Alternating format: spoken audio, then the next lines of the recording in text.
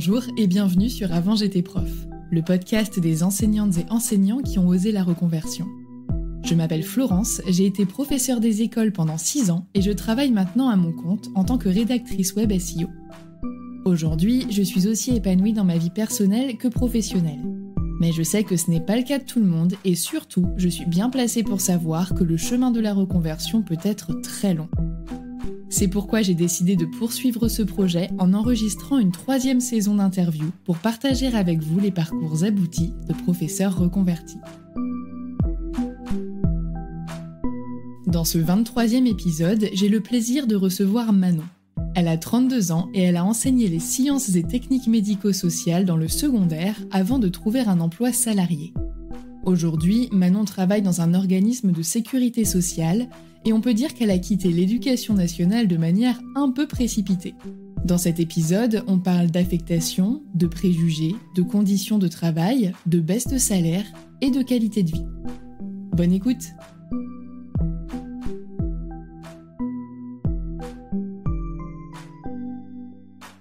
Bonjour Manon. Bonjour Florence. Je suis très contente de te recevoir sur le podcast et très contente que tu m'aies contactée parce que, comme je te disais, j'ai du mal à trouver des anciens profs qui sont devenus salariés. J'ai toujours des auto-entrepreneurs, donc voilà, c'est pas commun. Du coup, je suis très contente. Merci à toi.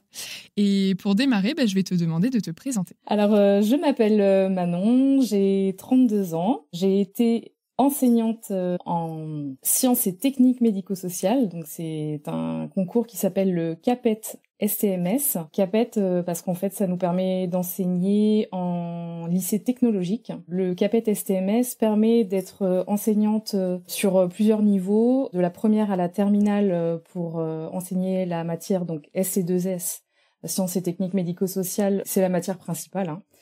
Donc auprès des élèves, matière principale au bac qui avait le plus fort coefficient. Ça permet également d'enseigner en BTS SP3S, donc services et prestations des secteurs sanitaires et social. Je le connaissais pas celui-là. Voilà, donc concrètement ça débouche vers des métiers, alors je vais même pas dire ça administratifs, mais bon voilà, dans les administrations sanitaires et sociales. Et on pouvait alors à l'époque également enseigner en tant que prof dans les prépas des concours sanitaires et sociaux.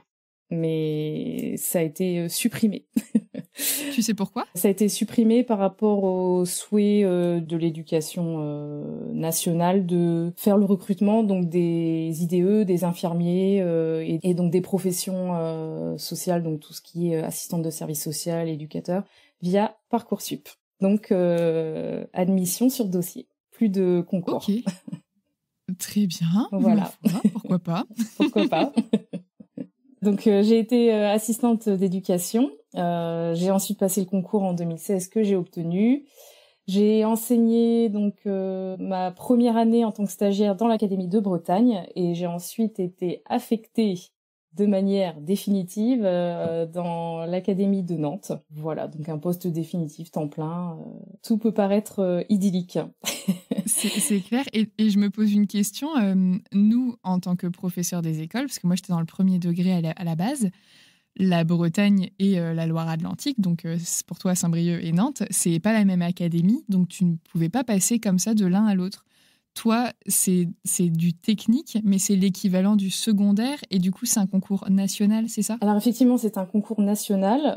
Moi, je suis originaire de la Normandie, donc en fait, j'ai été affectée comme les profs en enseignement général, donc sur une affectation nationale avec voilà le principe des points. Et j'ai été affectée donc au niveau du stage, voilà donc comme je te disais en Bretagne, et après je suis repassée dans le mouvement et j'ai eu l'Académie de Nantes. Voilà. D'accord, ok. Et donc ça veut dire que c'est potentiellement plus simple d'avoir des régions, je mets des guillemets, sympas, oui, quand on est dans le technique que quand on a des grosses matières générales, je pense. Genre maths, français, anglais, tout ça. Alors depuis, ça a changé parce que donc l'année de stage, en fait, il y avait une année à faire en master MEF.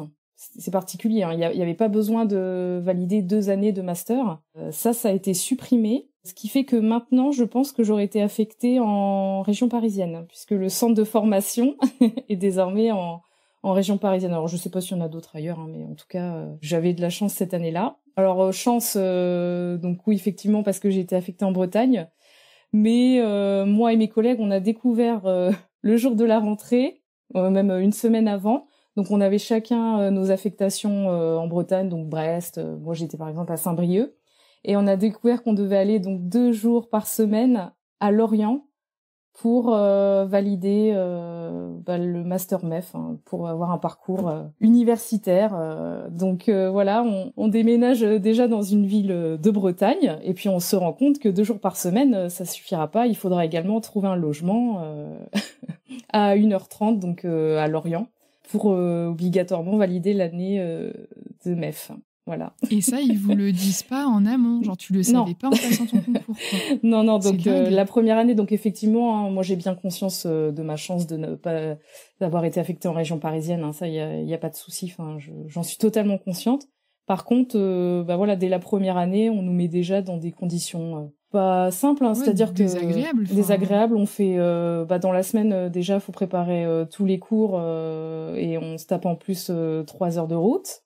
Le week-end, si on veut retourner voir notre famille, on refait 2 heures de route. Donc au final, on passe notre temps sur la route toute l'année, en plus du stress de valider l'année. Oui, voilà. La première année, et bien sûr, et mes collègues vivent la même chose en région parisienne. Ils font des heures de trajet. Voilà, moi déjà, dès la première année, je trouve qu'on on commence déjà par un niveau.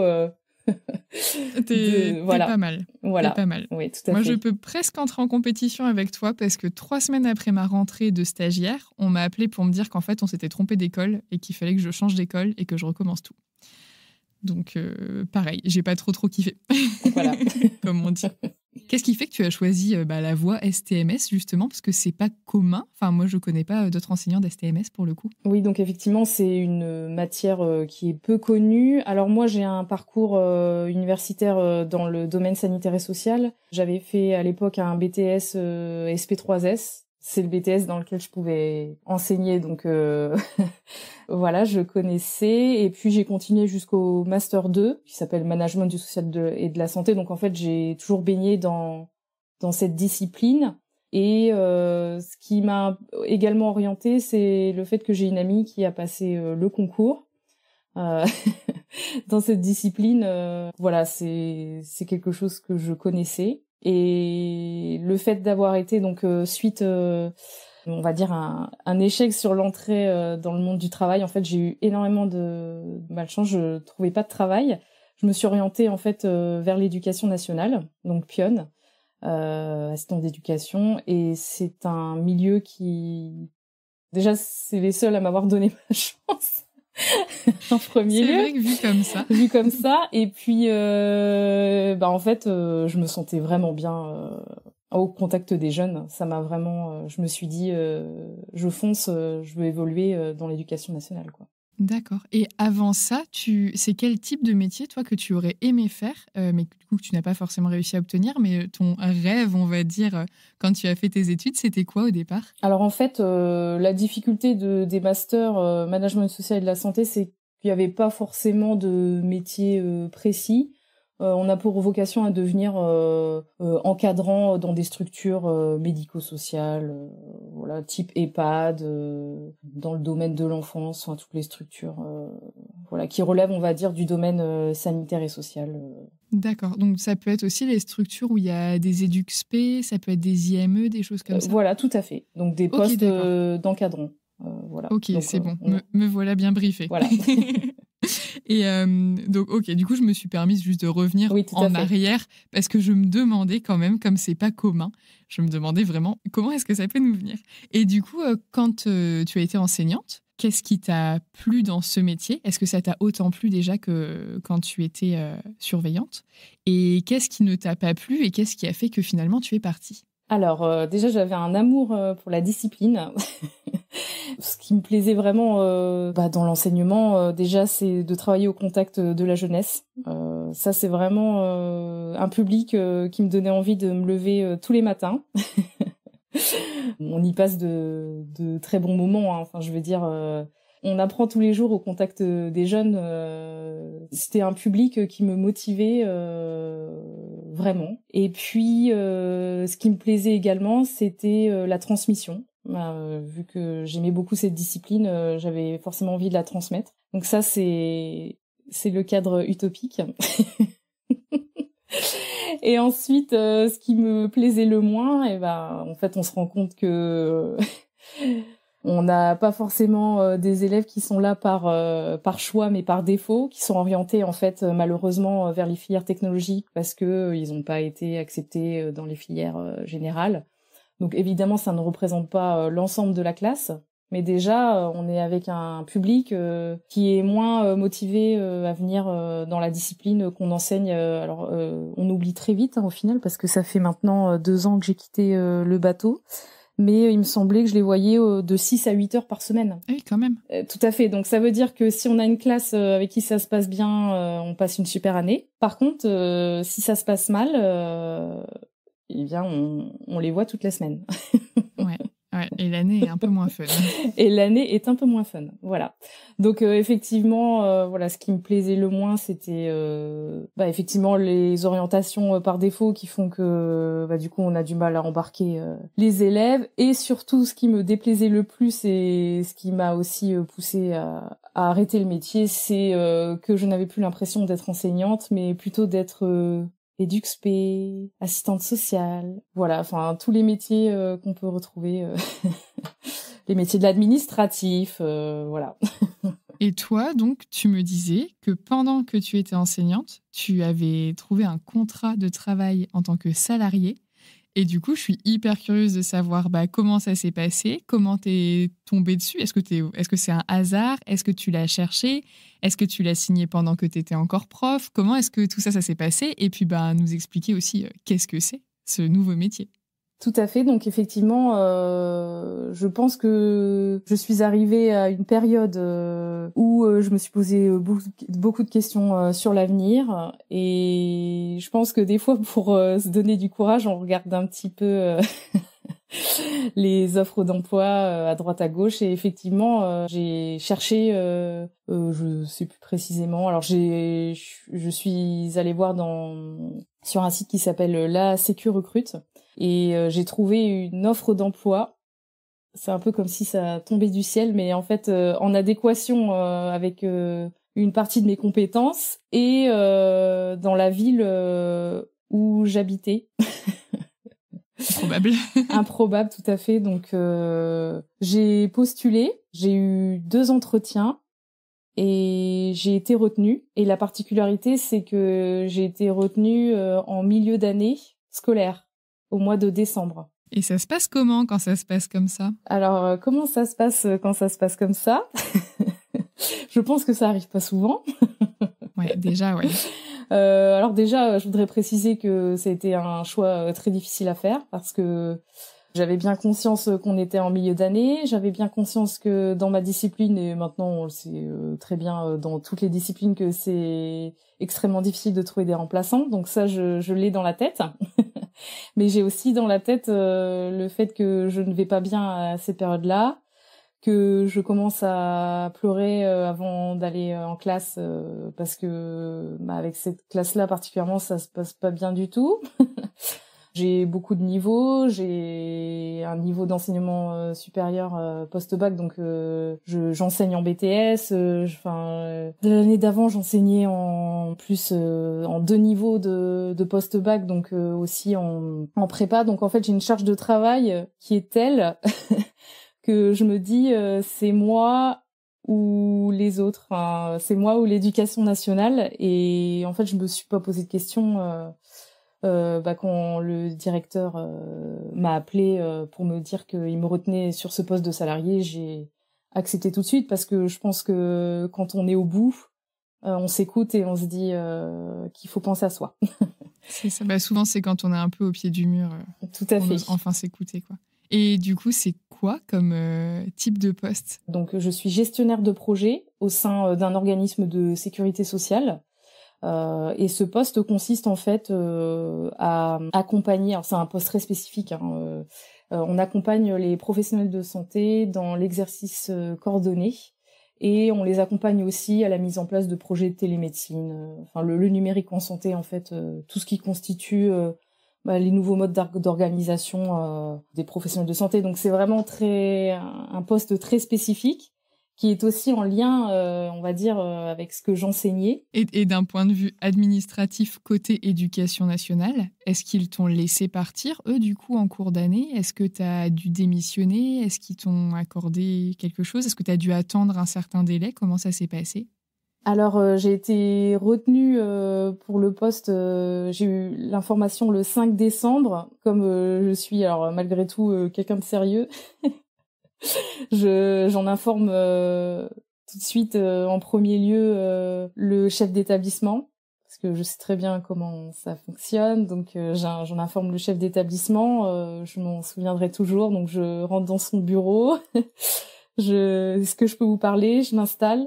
Je démissionne, j'ai trouvé un autre emploi, voilà, j'arrête tout, quoi. Et en fait, c'est pas aller plus loin dans la discussion, puisque je pense qu'il était aussi choqué que moi, et ça doit pas arriver tous les jours, en fait. Donc, il n'y a pas eu plus de discussions que ça. Enfin, bon, les discussions ont eu lieu ultérieurement, mais en tout cas, il m'a dit qu'il acceptait ma démission et qu'il transmettait au rectorat. Donc j'ai appelé également le rectorat. Donc en fait, il faut envoyer une lettre de démission. Et alors ça, c'est on va dire l'étape que j'ai le moins appréciée. Mais en fait, moi, j'estimais que j'avais pas forcément à justifier de l'activité que je souhaitais faire après. Enfin voilà, je me sentais... Oui, ça les regarde plus. Mais si. En fait, si, parce que je devais justifier ce que j'allais faire. Donc, il faut passer devant une commission spécifique. Alors, je me souviens plus du nom, mais une commission qui étudie le cas de chaque enseignant qui démissionne pour valider ou non la démission.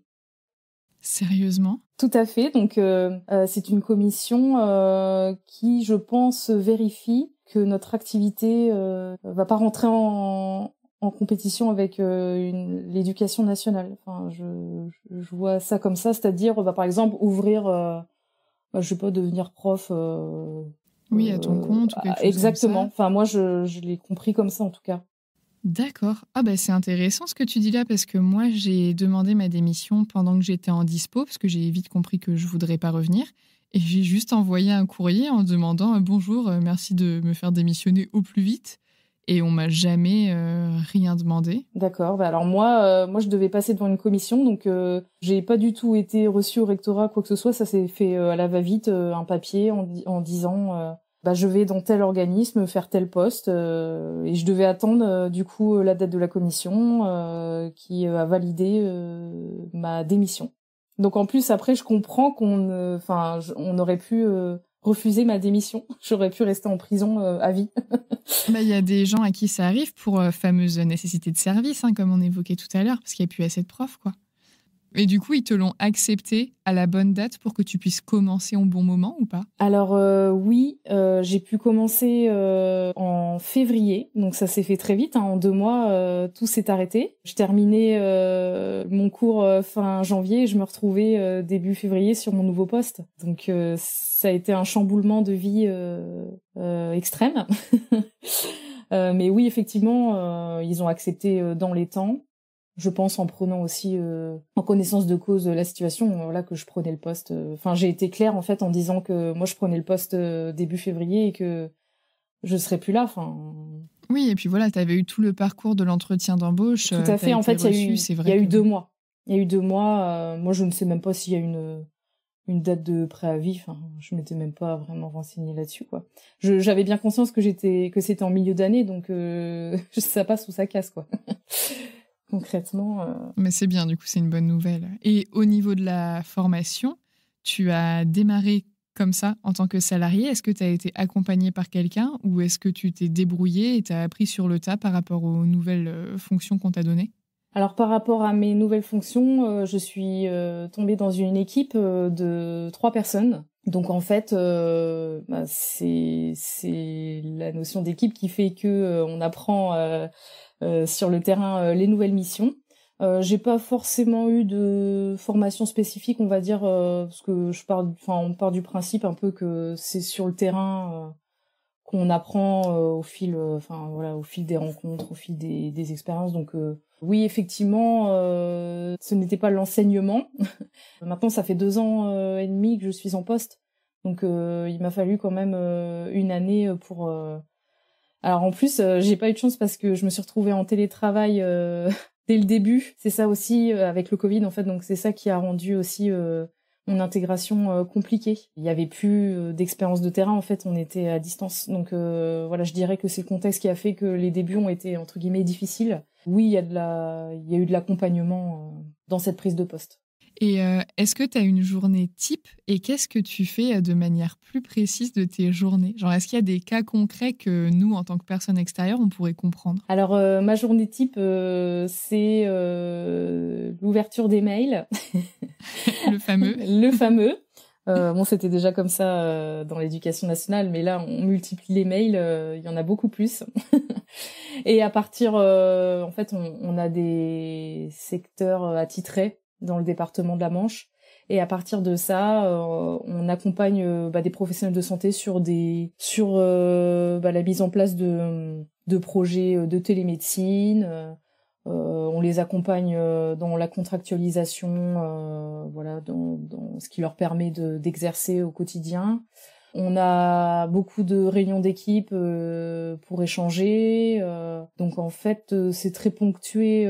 C'est un quotidien qui est ponctué de réunions, d'équipes, d'expériences terrain, de mise en place de projets. Voilà, c'est assez dynamique le quotidien. Il y a beaucoup d'évolutions de la législation, parce qu'on travaille. C'est le ministère du coup qui nous demande d'appliquer les politiques de santé. Donc il y a un contexte qui évolue en permanence. Au niveau, on va dire, intellectuel, c'est intéressant. Et qu'est-ce que tu aimes et que tu aimes moins dans ce nouveau métier ? Alors, ce que j'aime dans ce nouveau métier, déjà, ce n'est pas le même public. Ce que j'aime le plus, c'est accompagner maintenant des adultes. Alors, c'est un peu ambivalent avec ce que je disais au départ dans l'enseignement, mais je suis contente maintenant de m'adresser à des adultes, parce que je retrouve du sens un peu dans le travail que je fais, là où je l'avais plus forcément dans l'enseignement. Les derniers mois que j'ai passé dans l'éducation nationale au niveau relationnel avec les élèves, c'était vraiment compliqué. Donc là, je retrouve moins un rapport de force qui m'épuise moins mentalement. Donc c'est ce que j'apprécie, même si c'est pas toujours facile, même si mais il y a une discussion possible et il y a moins ce rapport de force et j'apprécie beaucoup. Et ce que j'aime aussi, et je tiens à le dire, c'est que quand je rentre chez moi le soir, j'ai l'esprit libre et j'ai pas l'impression de commencer une deuxième journée de travail. C'est la différence qu'il y a avec le métier d'enseignant, c'est que quand on rentre le soir, il y a une deuxième journée qui commence. Il y a la préparation des cours, il y a les copies parce qu'on a la pression des élèves pour corriger au plus vite les copies. Franchement, je me mettais une telle pression pour rendre les copies le plus vite possible. Je crois que ça m'est arrivé une fois où je me suis, entre guillemets, laissée aller en me disant bon, allez, je rends les copies la semaine prochaine. Mais j'ai eu une remarque 2 jours après, quoi, par une élève. Mais je me dis, mais on a une pression, quoi, des fois, c'est un peu l'impression d'être à leur service. Complètement. Donc, je dis pas que j'ai plus de pression actuellement, j'en ai, mais en tout cas, c'est plus raisonné quand même. Ouais, puis c'est peut-être plus facile à gérer. Tout à fait. Oui, c'est plus facile à gérer. Donc, effectivement, quand je rentre le soir, plus de copies, plus de charge mentale, de me dire est-ce que tout est prêt pour demain. Je relisais mes cours parce que il faut assurer. Le lendemain à 8h, il y a les 35 ados qui déboulent et voilà, ça me demandait une préparation dans les premières années où concrètement, je me suis épuisée dès le début. Oui, voilà. Et en même temps, ils sont exigeants. Et en plus, toi, tu as un public d'adolescents. Et les ados, c'est pas forcément réputé pour être très... pour bien tourner les choses, tu vois. Ils vont pas te demander gentiment si tu as le temps de corriger les copies. Ça va être un peu amené de manière abrupte. Ils ont pas toujours le tact nécessaire pour poser leurs questions. Ils sont beaucoup dans l'instant présent. C'est super différent, c'est vrai, de nous avec les plus petits où pour un jour de plus, un jour de moins, eux, t'as l'impression que le temps, il passe à une autre vitesse que dans notre vie à nous, tu vois, ils sont beaucoup plus insouciants. Là, ils ont peut-être eux-mêmes aussi la pression des notes à la maison, puis même eux par rapport à eux-mêmes, histoire d'ego, tu vois, est-ce que t'as réussi ou pas, t'as envie de savoir, comme nous, on avait envie de savoir quand on était plus jeune, mais du coup, avec des ados, ouais, je pense que c'est pas facile à gérer non plus. Enfin, voilà, du coup, ce que j'apprécie, quoi, c'est la charge mentale en moins. Alors, ce qui est peut-être le plus difficile, enfin du coup, ce qui change beaucoup avec le métier d'enseignant et ce que j'apprécie moins dans le salariat, en fait, je me suis rendu compte qu'au final, quand on était enseignant, on avait beaucoup de liberté, que ce soit la liberté pédagogique, et j'avais finalement pas l'impression d'avoir quelqu'un, un supérieur au-dessus de moi. Enfin, j'avais pas du tout ce ressenti. En fait, c'était un peu comme si j'étais chef de mon bateau et je fais les cours et puis voilà, je fais à ma guise. Et par contre, quand on retourne dans le salariat, bah forcément, on n'est pas habitué en tant qu'enseignant à avoir des niveaux hiérarchiques au-dessus de soi avec des décisions. Enfin, après, on s'y habitue. Hein, il y a pas de difficulté particulière, mais effectivement, il faut en être conscient. On retourne dans un système hiérarchique où il y a un N+1, N+2, N+3, voilà. C'est ça. Tu peux plus prendre tes décisions tout seul sans en parler à personne sur un coup de tête. Tout à fait. C'est un truc à prendre, quoi. Mais oui, c'est ça. On s'y fait, mais effectivement, c'est pas une habitude qu'on a forcément. Tout à fait, oui. C'est ça. Mais non, mais c'est intéressant que tu le mentionnes et c'est pour ça, moi, j'ai du mal, mais c'est peut-être pour ça aussi que j'ai du mal à trouver des personnes qui sont reconverties dans le salariat parce que j'ai l'impression que beaucoup recherchent justement à garder cette liberté. Tout à fait, oui. Mais en ayant presque encore plus sur les horaires, sur les projets, sur plein de choses. Et donc, c'est vrai que à part enseignant, où tu vois jamais tes supérieurs et puis de toute façon quand tu les vois ils ont rien à te dire de très intéressant ou qu'il faille vraiment respecter et du coup c'est vrai que l'entrepreneuriat c'est une bonne porte de sortie pour continuer de te débrouiller un peu tout seul et rendre de compte à personne. Donc je me dis peut-être que c'est pour ça que j'ai du mal à trouver des gens qui partent dans le salariat. Peut-être aussi parce que du coup faut passer des entretiens et puis tu te dis comment je fais si je suis pris en plein milieu d'année. Je pense que c'est un stress aussi comme ce que toi t'as pu vivre, tu vois. C'est vrai que je pense que j'ai un profil particulier, hein, vu que je restais quand même dans le monde un peu professionnel, enfin professionnalisant, BTS spécifique, avec un domaine bien précis. Donc ça parle peut-être plus. Enfin, il y a plus des postes. Moi, j'ai un poste spécifique. Si on fait une comparaison entre ton ancien et ton nouveau métier, est-ce que tu avais l'impression de travailler plus d'heures par semaine quand tu étais prof ou maintenant que tu bosses dans un organisme de sécurité sociale ? Alors, je vais être très directe. J'ai une bien meilleure qualité de vie depuis que je suis salariée. Parce que comme je te le disais, j'ai des horaires fixes en fait, et quand je rentre chez moi, le travail il reste au travail. Donc en fait j'ai un contrat. Alors actuellement je suis à temps partiel parce que j'ai eu un enfant, donc je suis à 80%, ce qui équivaut à 28 heures. Mais quand j'étais enseignante, je pense que j'ai compté une fois, je crois que j'étais à plus de 40 heures. Enfin des fois je montais à 40, 44, 45, j'avais compté une semaine. Donc je travaillais le soir, je travaillais les week-ends, ce qui avait le don d'agacer mon ami que je voyais du coup en plus qu'une fois tous les 2 semaines. Donc en fait personnellement, mon métier il envahissait ma sphère privée. Il y avait aucune limite. Mais vraiment, j'arrivais pas à m'arrêter parce que j'avais cette pression de, il faut créer les cours, il faut répondre vite à la demande des élèves, il faut vite corriger les copies. Donc oui, la réponse elle est nette. J'ai beaucoup plus de temps libre depuis que je suis salariée. Et est-ce que tu as l'impression d'avoir plus de vacances ? J'ai, pour moi, plus de vacances. En ressenti depuis que je suis salariée, parce que même chose, quand j'ai des vacances, c'est des vraies vacances. Parce que moi, mes vacances de prof, je passais bien 1 semaine et demie à créer les cours. Et le bout du tunnel, c'était pas les cours ils sont faits, super, ça sera fait l'année prochaine. Mais non, parce que ce qui m'a aussi convaincue d'arrêter l'enseignement, c'est que je me suis énormément investie pendant 3 ans pour faire des cours. En plus, je voulais les améliorer, donc voilà, c'était pas terminé. Et en fait, il y a une nouvelle réforme qui est arrivée.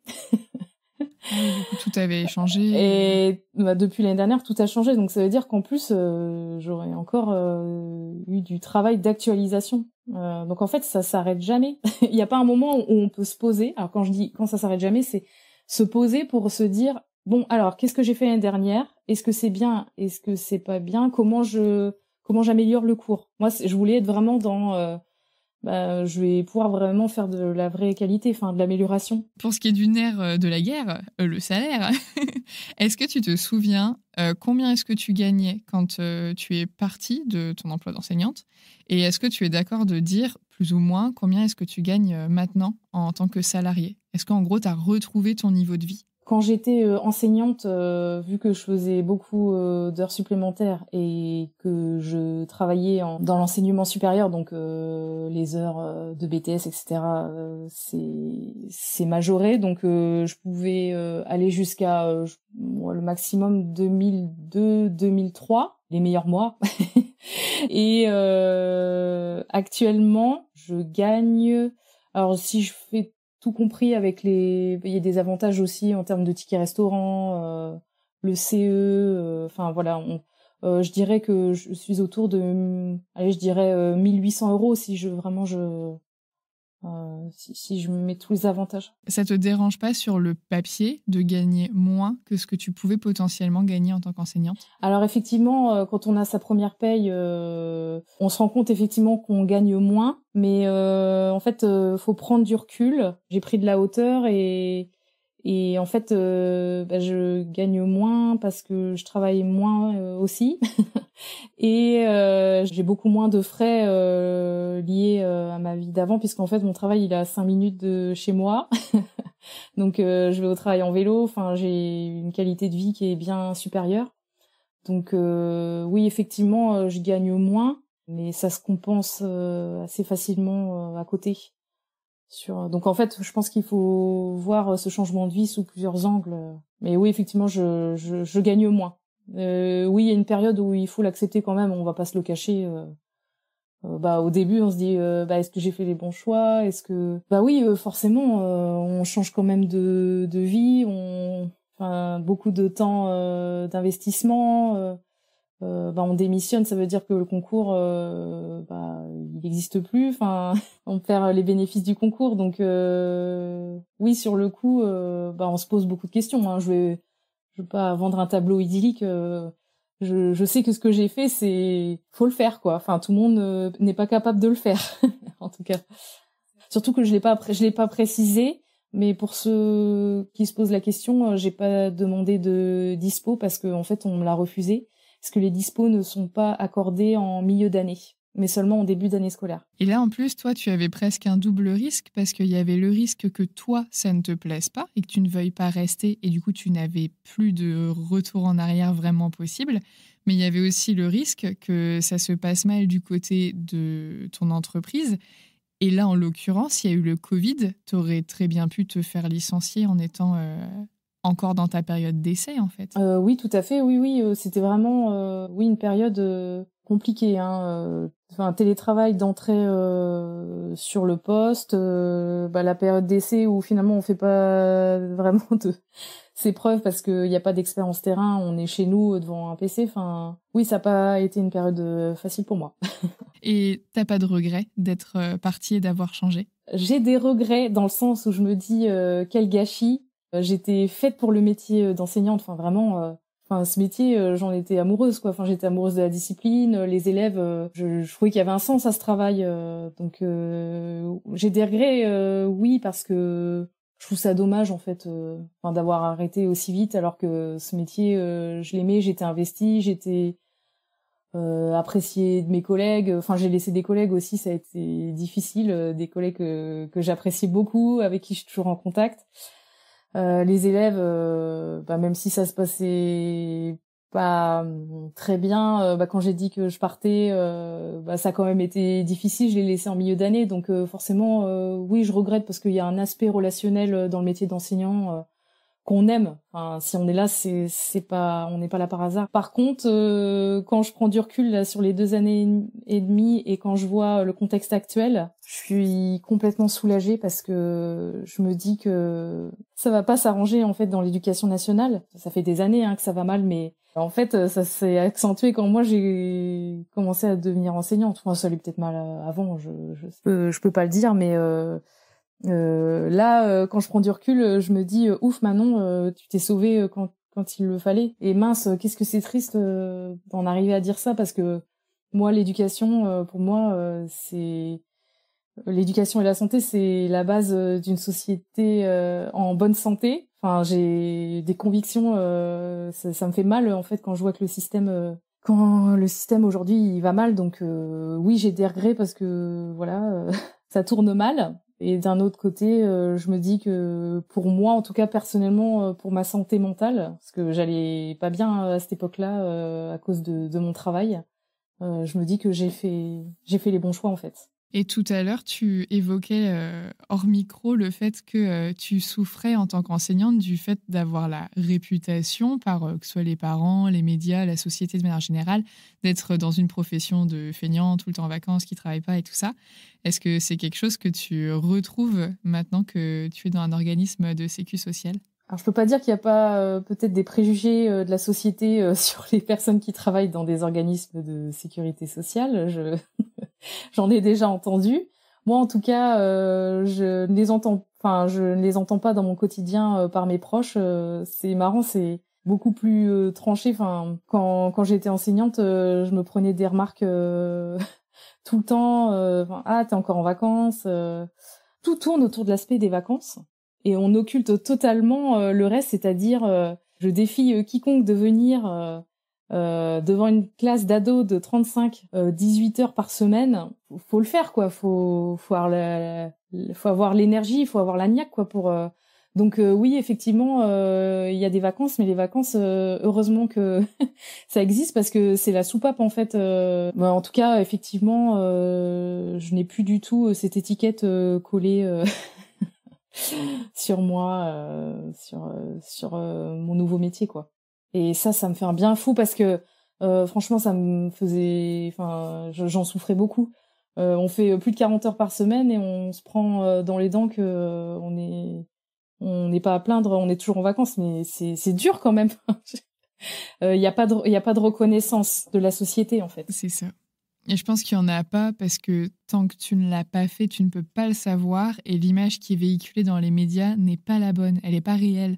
Du coup, les gens, ils se basent sur ça, mais déjà à la télé et à la radio, on a l'impression d'être des gros glandeurs tout le temps en vacances et en week-end et à faire grève.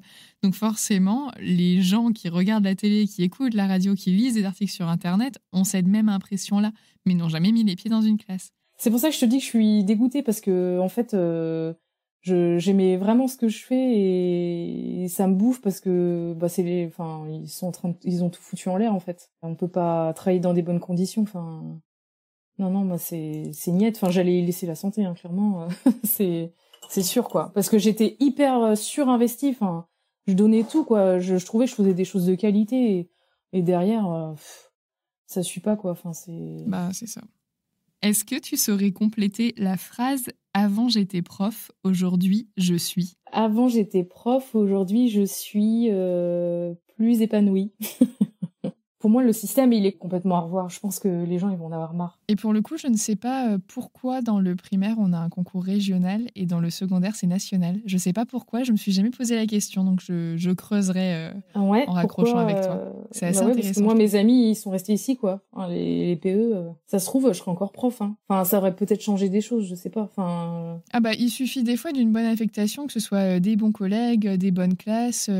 un lieu agréable qui est pas loin de chez toi. En fait, il y a tellement de données à prendre en compte dans ce métier et il y a tellement d'humains et de ressentis que finalement, un moindre changement peut modifier toute la façon dont tu le perçois, quoi. J'ai quand même eu des petites emmerdes administratives après, parce qu'en fait, ils ont oublié d'arrêter mon salaire. Les salaires, je les avais gardés de côté, hein, je suis pas folle. Sauf qu'en fait, j'ai jamais reçu. C'est une dette, en gros, quoi. J'ai une dette envers l'éducation nationale, alors que moi, j'ai rien demandé. On me file 4000 balles en plus comme ça. et j'ai rien demandé. Donc déjà, voilà, c'est sympa. Et donc, vu que je n'ai jamais reçu l'avis de paiement, ils ont fait une saisie sur salaire. Et c'est comme ça dans tous les domaines. Moi, je l'ai découvert parce que ça m'est tombé sur la figure. Mais en fait, quand t'as des dettes, ils contactent ton employeur. Et en gros, ils te font une menace que t'auras une saisie sur salaire. Donc là, parce que l'Éducation nationale n'a pas arrêté de te verser des salaires et que toi, tu n'as rien demandé, on t'a pris de l'argent sur tes salaires actuels en tant que salarié pour rembourser ça ? Alors que l'argent, elle était sur mon compte. Hein. Il y avait juste à la prendre. Il y avait juste à pas passer par mon employeur actuel. Donc, ils me foutent la honte auprès de mon employeur actuel. Et en plus, ils me contactent pas. Enfin, et je mets je passe une journée entière à essayer de contacter le rectorat, machin, pour savoir pourquoi il y a ça. Moi, je comprenais rien à ce qui se passait. C'était franchement, et je leur en ai voulu. Est-ce que tu aurais des conseils à donner aux personnes qui justement sont plus très bien dans leur métier, comme toi tu l'as été, qui, comme toi, cherchent des petites annonces mais hésitent à sauter le pas ? Qu'est-ce que tu pourrais leur dire pour soit les motiver, soit leur donner le courage d'oser ? Ce que je dirais aux personnes qui n'en peuvent plus de manière générale de l'éducation nationale, du système, moi je les incite à sauter le pas, à aller voir ailleurs, tout simplement de chercher l'épanouissement ailleurs, parce que comme je le disais, tout n'est pas idyllique. Hein, les débuts dans un autre emploi c'est difficile, clairement, c'est pas le même métier. Hein, on repart de zéro, il faut s'adapter à un nouveau fonctionnement, des nouveaux collègues, des nouvelles missions. Enfin, c'est quand même très différent de ce qu'on fait chaque jour, dans l'enseignement. Ce que je dirais à ceux qui veulent se réorienter, c'est foncez. On peut être épanoui dans un autre domaine, mais effectivement, il faut trouver la force de gravir cette montagne, parce que c'est quand même un changement de vie. Je tiens à le dire quand même. Il faut oser.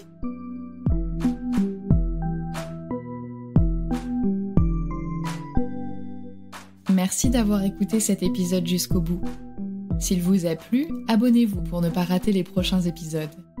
Pour que le podcast gagne en visibilité, vous pouvez le noter et le commenter sur votre application d'écoute favorite. Je vous invite également à le partager avec vos proches, vos collègues et sur vos réseaux sociaux.